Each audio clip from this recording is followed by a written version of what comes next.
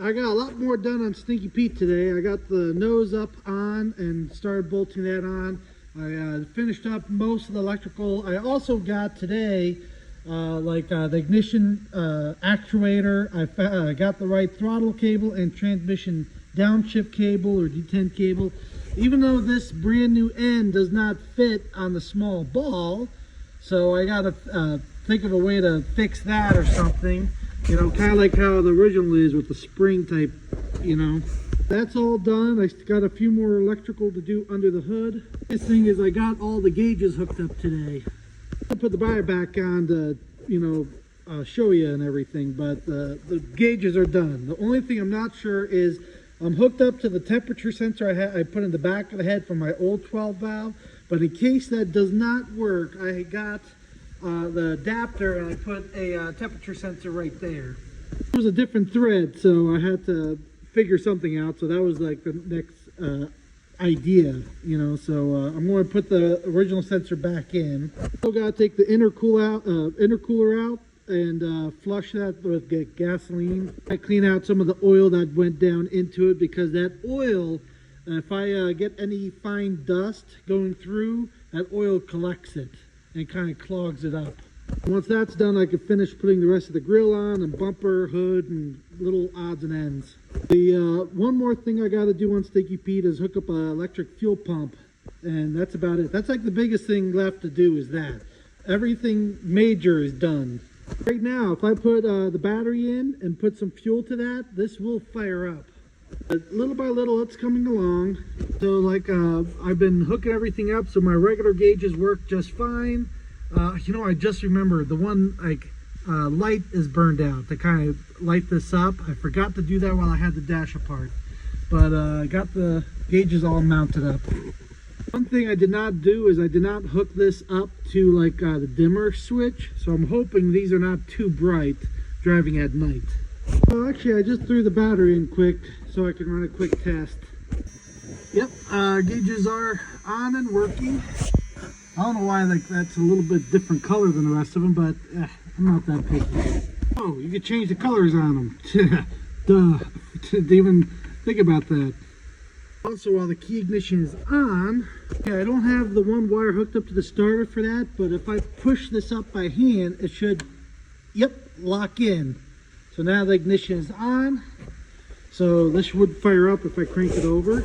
And when I turn the key off, that should shut off. Yes, it does. It's all wired up correctly. Besides, I still got the throttle cable to hook up to the pedal. But yeah, it's really close to being done. You know what I might do right now is I might just crank it over and prime the system up with oil pressure. You know, that way when I go to start this up later, it's primed up. Yeah, I cranked it over until oil pressure primed up and stayed up for a little bit. So now I know it's good. So now whenever I'm ready, I can put fuel to it and not be afraid to have it just start right up. Well, a friend of mine dropped off a fast pump. I got to pay her later for it because I don't have the money in my account. So just working on getting it mounted up right now. This is about the only place I can put it because I don't have, it would hang too low up under the cab on this truck. At least there, it doesn't hang too far under the cab, so I don't have to worry about catching on anything. So the fuel tank and all that is about the same height as the bottom of that.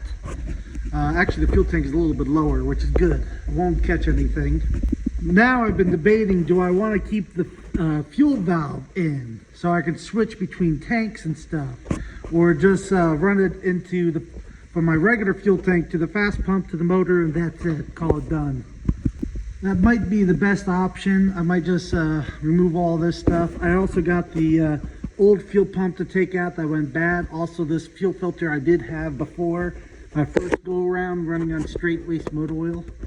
Because it's a used pump, things I do not have is the piece that goes on the P pump, and I don't have, the kit normally comes with a piece to go on the filler hose, but what I'll do is I'll just go out to the hardware store and get like a T adapter and just tap it into the return line on the filler neck. You know, because I don't need gallons per hour or whatever for the P pump, because I'm not cranking up the fuel or anything, I believe the regular fuel line size will work. I just gotta adapt it to that size fuel line.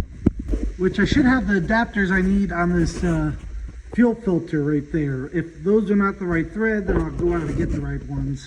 But the more I think about it, the more I think I'm just going to just unhook that fuel valve and just go keep it simple. Fuel tank to the fast pump to the motor. That's it.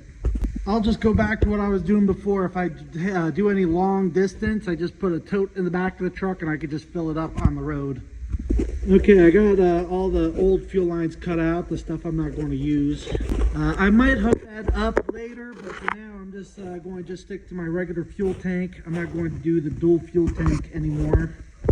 So one thing I need is nipples to go onto this pump to the size fuel lines I have factory.